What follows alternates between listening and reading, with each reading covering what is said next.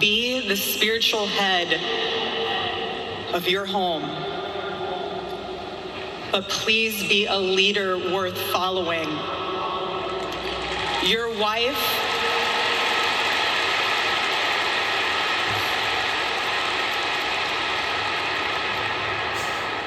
wife is not your servant.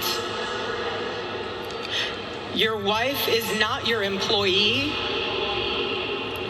Your wife is not your slave. She is your helper. You are not rivals. You are one flesh working together for the glory of God.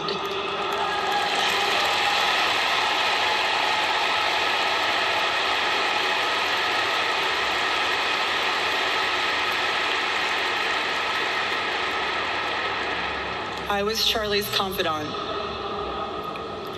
I was his vault. His closest and most trusted advisor, his best friend. I poured into him and loved him so deeply, empowered him, because his love for me drove me to be a better wife. Every day he honored me, and I prayed that I could be the wife that God needed me to be for my husband. Women, I have a challenge for you too. Be virtuous. Our strength is found in God's design for our role. We are the guardians. We are the encouragers. We are the preservers. Guard your heart. Everything you do flows from it. And if you're a mother, please recognize that is the single most important ministry you have.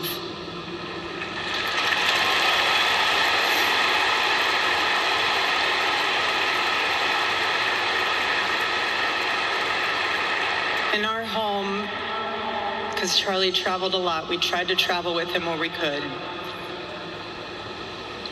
But I made sure that when Charlie returned from work, it was his sacred landing place, away from the worries of the world.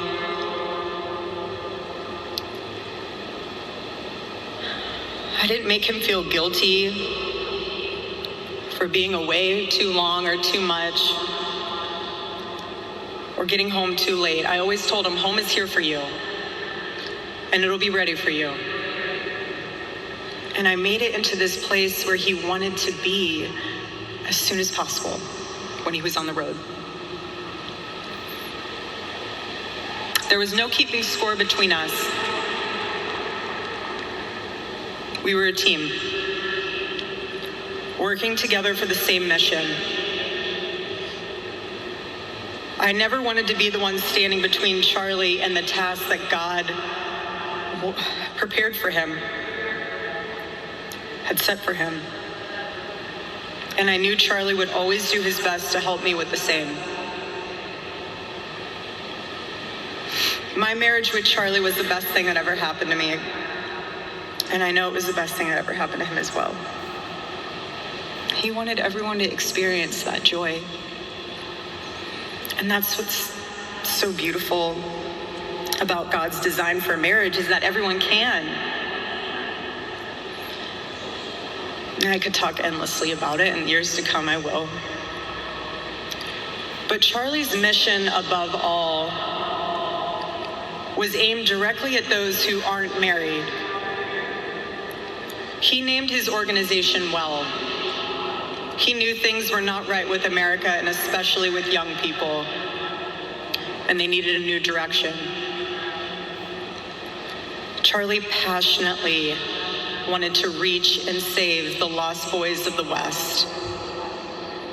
The young men who feel like they have no direction, no purpose, no faith, and no reason to live. The men wasting their lives on distractions, and the men consumed with resentment, anger, and hate. Charlie wanted to help them. He wanted them to have a home with Turning Point USA. And when he went onto campus, he was looking to show them a better path. and a better life that was right there for the taking. He wanted to show them that.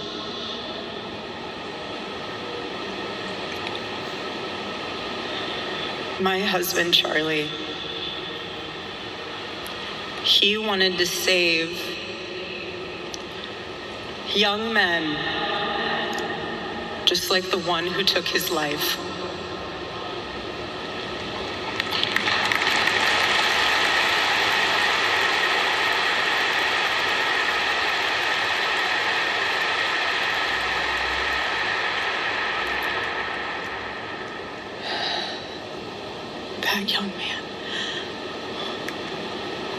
That young man, on the cross, our Savior said,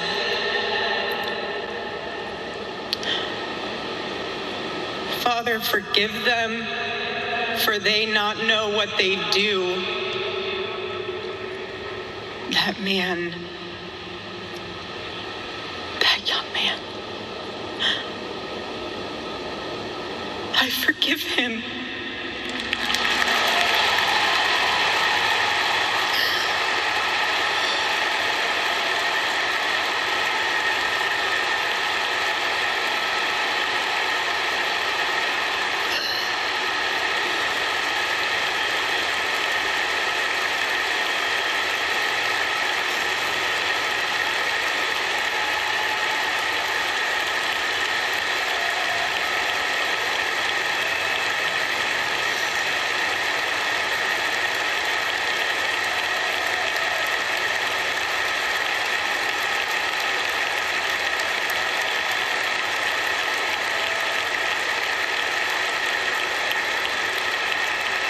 I forgive him because it was what Christ did and is what Charlie would do. The answer to hate is not hate. The answer we know from the gospel is love, and always love.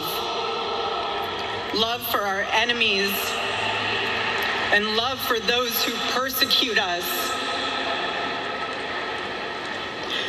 The world needs Turning Point USA. It needs a group that will point young people away from the path of misery and sin. It needs something that will lead people away from hell in this world and in the next. It needs young people pointed in the direction of truth and beauty. And so I promise you today, every part of our work will become greater. I am tremendously honored to be the new CEO of Turning Point USA.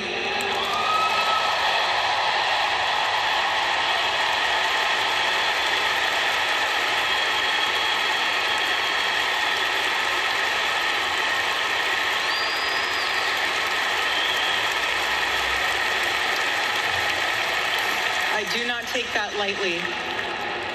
Charlie and I were united in purpose. His passion was my passion, and now his mission is my mission. Everything that Turning Point USA built through Charlie's vision and hard work, we will make 10 times greater through the power of his memory. Chapters will grow. Thousands of new ones will be created. TPUSA Faith will add thousands of new pastors and congregations.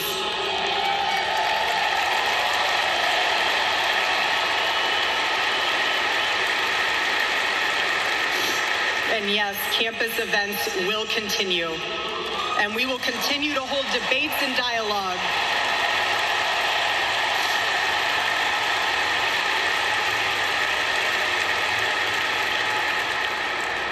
The First Amendment of our Constitution is the most human amendment. We are naturally talking beings, naturally believing beings. And the First Amendment protects our right to do both.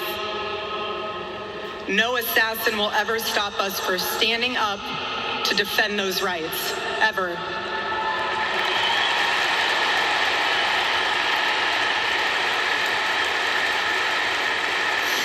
Because when you stop the conversation, when you stop the dialogue, This is what happens when we lose the ability and the willingness to communicate. We get violence. And as I stand here now and I look at this beautiful photo of my husband in front of me hanging in the stadium, I think of my husband 13 years ago. I hadn't met him yet. He was 18 years old, a man barely out of high school, running around the halls of the RNC without $1 in his pocket and a single contact in his phone. People who saw him said that he didn't know what he was doing, but he did. He did know what he was doing. He knew exactly what he was doing. He was going to change the world, and he did. Charlie's life was a turning point for this country. It was a miracle. Let that miracle that was Charlie's life be your turning point as well. Choose prayer. Choose courage. Choose beauty. Choose adventure. Choose family. Choose a life of faith. Most importantly, choose Christ.